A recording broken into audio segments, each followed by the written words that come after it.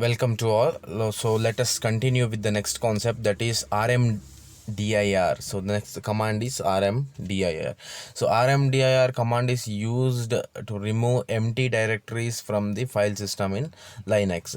So this command can be used to delete any folders, and provided the folder has to be empty. If you have any content inside the folder, then you will get one error message if you try with this particular command.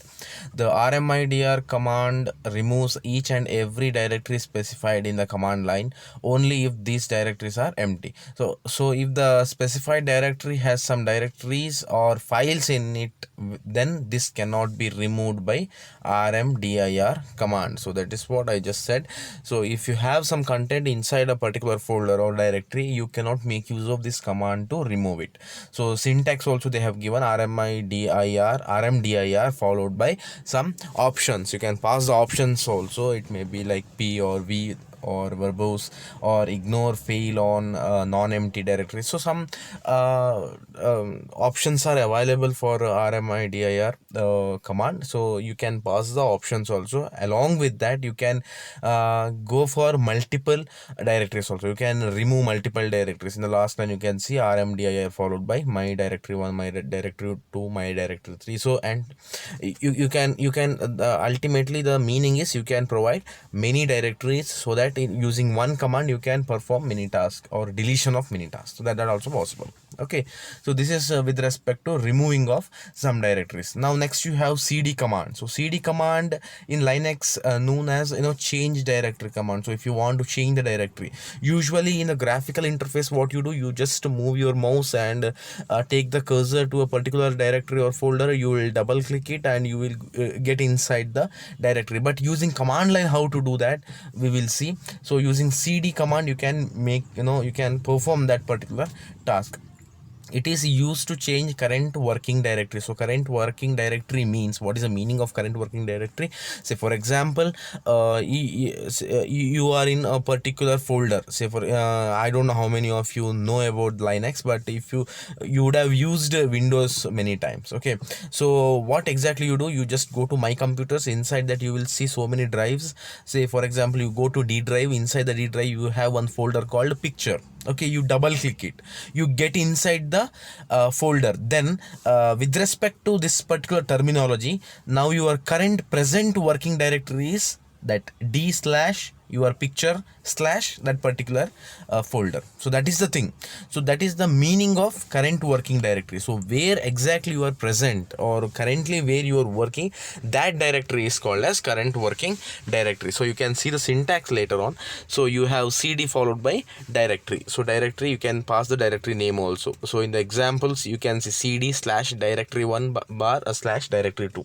So that also possible. That is the meaning. The meaning is, so you are inside directory 2 right now after executing that command. So CD is mainly used for changing the directories. Next you have PWD or present working directory. Okay, PWD stands for present working directory, or there they have given print working directory. Both are okay. So when you go for PWD command, you are going to get the actual path where exactly you are currently working, or the present working directory will be printed on the terminal. So you can go for a print working directory or present working directory.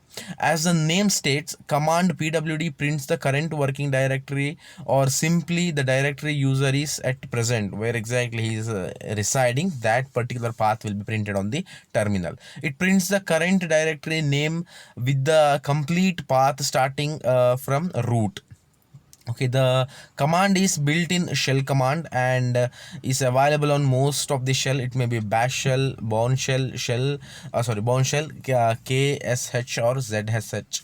So you have so many shells. Okay, so in that bash, bourne and KSH, ZSH, all those are some of the different types of shells which you have, which are available in Linux platform. Okay, next syntax is PWD followed by options. So you can go for options also. But if you don't want to write any options, you can directly you can just open the terminal and you can type tpwd, and the present working place or path will be displayed on the monitor.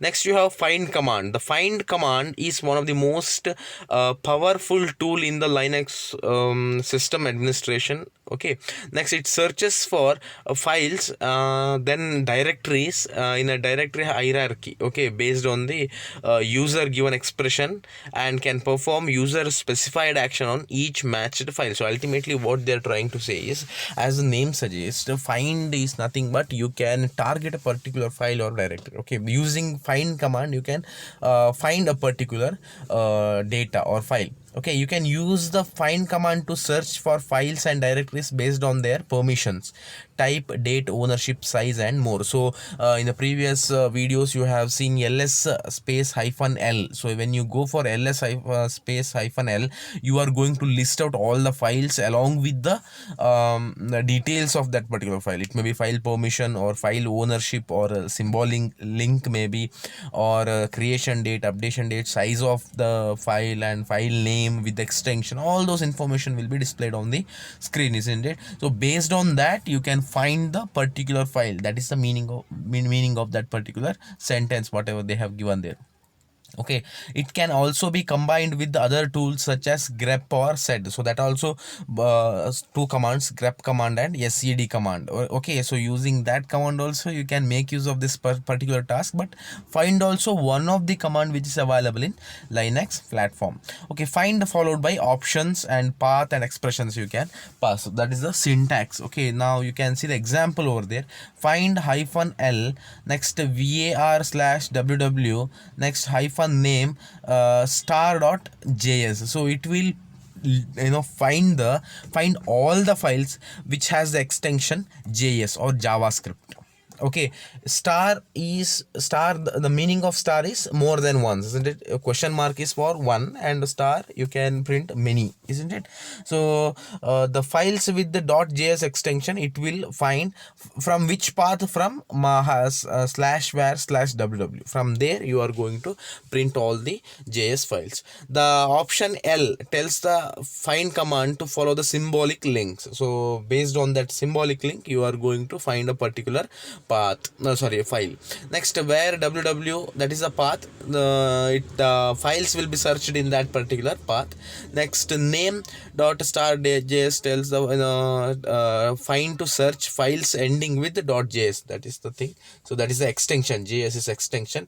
The files will be, or all the list, it will list all the files with the extension .js using that particular command. Next, there are some commands like file oriented commands. Okay, the commands, you can list out some commands which are mainly oriented, or the commands are oriented for the files or file operations, out of which cat is one of the command, or concatenate they say, or usually cat command can be used to display all the contents of a particular file. That also possible. See, command is very frequently used in Linux. It reads the data from the file and gives their content as output. Okay, so it helps us to create, view, concatenate files. So let us see how frequently used cat commands. Okay, there is one syntax over there. So cat followed by file name. So whatever the data which is dumped inside that file will be displayed on the monitor.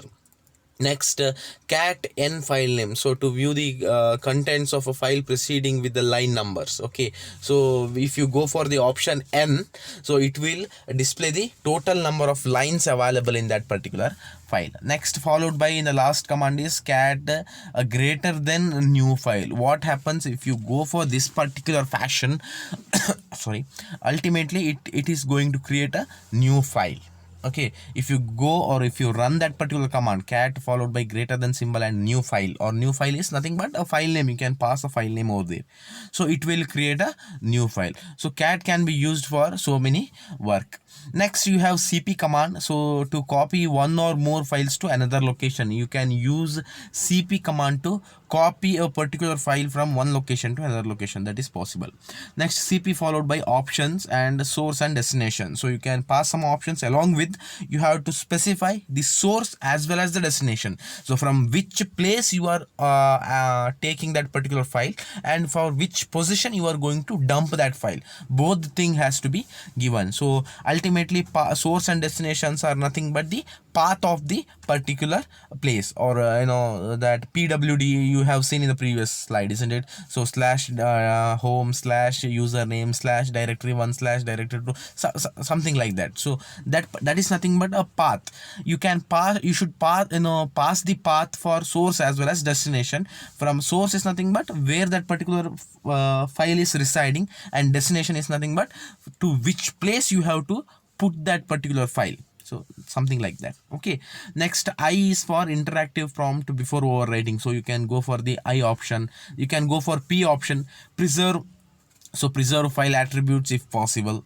So you can preserve the file attributes if you pass the P option for cp command. Next, capital R, recursive copy directories recursively. So R option can be used. So these are the some of the options which are available for cp command. Next, you can see the example, cat followed by sample text. So sample.txt is a file name. So it is a text file. So inside the sample.txt file you have content called this is a sample file. So that is the content. Okay, next, if you go for cp followed by sample.txt to sample.bak, so what happens? You are converting text file to bak file. What happens exactly here? So here you used copy command, you did not go for touch command or cat command or any other command to create the file, but instead what you have done, you have copied the content of, or you have copied the entire file to from sample.txt to sample.bak. So then after that, if you go for cat followed by sample.bak, you are going to see the same content which is residing inside sample.bak file. That is nothing but this is a sample file. So this is how you can make use of cp command. So this is possible when you are in a particular directory and your source and destinations are same. Otherwise you cannot do like this. You have to pass the path also. Something like for sample.bak, if you want to save that particular file inside a download directory, then you have to go for sample.txt space hyphen slash home slash username slash download, something like that, slash followed by sample.bak. So entire path has to be passed, otherwise you cannot dump that particular file in a particular place. Okay, this is how you can make use of cp command. Next, you have rm command. Okay, rm command can be used for removing of a particular file. So syntax is rm followed by options as well as file name. You have to pass the file name also. Next, rm removes each specified file. By default it does not remove directories. If the hyphen il or hyphen interactive once option is given, and there are more than 3 files, or the hyphen r, hyphen capital R or hyphen recursive are given, so then rm prompts the user for whether to proceed the entire operation or not. So ultimately they are saying is rm can be used to delete a particular file along with some options, but when you want to delete the entire directory, you can pass some options, or you can directly go for rmdir. You have separate command to delete the entire directory if it is not empty. Okay, sorry, if it is empty. If it is not empty, then you cannot make use of that rmdir, but if the directory is empty, then you can go for rmdir or remove directory command. Okay, so rm usually for files. Next, you can pass the option like f is means force. So ignore non-existent files, never prompt. Okay, so you can pass this option for rm command. So forcefully it will try to delete the particular file. Next, you can go for I option also, prompt before every removal. Next you can go for -r, capital R, recursive. So remove directories and their contents recursively, that also possible. So using this rm command along with the options, ultimately these commands can be used for removal of a particular file or directory. And make sure that whenever you use rm command or rmdir command, you should be very careful, because once it is deleted, you cannot retrieve that file back easily. So that is the reason why whenever you deal with this particular rm command or rmdir command, you should be very careful. Okay, next you have mv command. So mv command is to rename files or move the files. You can make use of mv command to move a particular file from one place to another place, or you can make use of mv command to rename the file also, that also possible. So the syntax is mv followed by some options if there any, then source and destination. You have to pass the source and destination. So rename source to destination or move source to directory, that also possible. So if you want to rename it, then you can make use of a separate file name to a particular file, and you can get the same copy of a file, and you can move that particular file from one directory to another directory, or one position to another position, using mv command. Next you have wc command. So word count, wc usually for word count. So print the number of lines, words and bytes in a file. So that is the three informations can be retrieved using wc command. So the syntax is wc followed by option and file, whichever the file you want to pass. So in the previous slide, how you used cat command followed by some file name, in the same fashion you can go for wc command and file name, so that you can get the count. It may be line count, word count, or bytes. Now in terms of bytes you are going to get it. Next, print the new line, word and byte count for each file, and total line if more than one file is specified. With no file, or when file is dash, just a hyphen, read the standard input. Okay, next I is for printing the L is printing the line counts, W is used for word count, and C is C will print the byte count. So if you pass the option to wc command. So these are the some of the commands which are available for file operations. You should remember this. Next you have file. So file is also one of the commands. So it determine the file type, what type of file it is. So using file command you can determine the file type. So syntax is file followed by some operations, options you can pass along with the file. Okay, so this manual page documents version 4.17 of the file command. So ultimately they are trying to say, you see, the manual page document means there is a special command called in Linux with the name man, man. Okay, so man followed by, if you pass any commands, say for example man space cd, or man space rmdir, or man space rm. So if you pass like that, you are going to get all the information of a particular command. Okay, it is a manual document or manual page.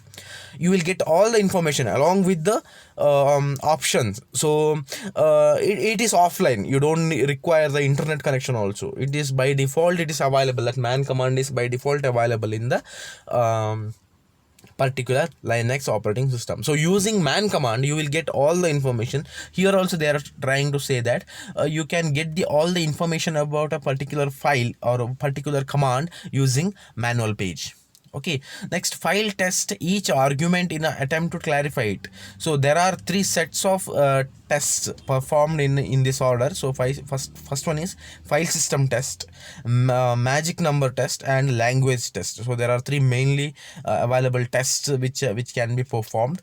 Next, the first test that succeeds causes the file type to be printed. So whenever you go for file system test, you are going to get the type of the file, so it will print. Okay, so if you go for that particular command, so you can see file followed by email.python file. Email.py means that is a Python file. Next, the second command, see file name, hyphen name.jpg. So jpeg is the image file. So used based on that particular extension, file extension, you can differentiate the type of a file. So that file type can be obtained using file command. Okay, so this is one of the important thing. Next CMP command, you have comparing the command. Okay, CMP command in Linux or Unix, you used to compare two files byte by byte, and helps you to find out whether the two files are identical or not. So here you have to remember one thing, it is comparing with respect to byte by byte. Okay, so that is also one of the important thing, and it will check whether they are identical or not. When CMP is used for comparison between two files, it reports the location of the first mismatch to the screen if difference is found, and if no difference is found, files compared are identical. So if you find any issues or find any error, that means from that particular place the things got unidentical or not identical. We can say they are not identical. Okay, if they are identical, you are not going to get the error. Okay, CMP displays no message and simply returns the prompt if the files are if the files compared are identical. So you can see the syntax CMP followed by some options and file 1, file 2, and you can go for skip 1, skip 2. So based on some conditions you can go for CMP command. You can see the example also, CMP file1.txt and file2.txt. Ultimately this command will compare file 1 and file 2 whether they are identical or not, or whether they are same or not. Using CMP command you can compare the two files. That is the main concept. Okay, so these are the some of the commands which are mainly used for file operations. Fine. So if I request you to execute this commands so that you can visualize the thing, and if you have any doubt you can get back to me. If you have Linux operating system, it is well and good. Otherwise you can go for your Play Store. In your Android phone also you can go for Play Store and you can download TERMUX. Okay, there is one app, or you can directly search if the spelling is mistake, if there any issue with the spelling, you can directly go for Play Store and you can search for terminal for Android. If you find that, you will get one app and you can run most of the commands in that app. So in your Android phone only you can try, because in Android also is based on Linux platform, so you can run some commands using that app also. Okay, try to use it so that you can get the better idea of a particular commands. Okay, so let me wind up the video here. If you have any doubt you can get back to me, and rest of the things we will see in the next video. Thanks for watching.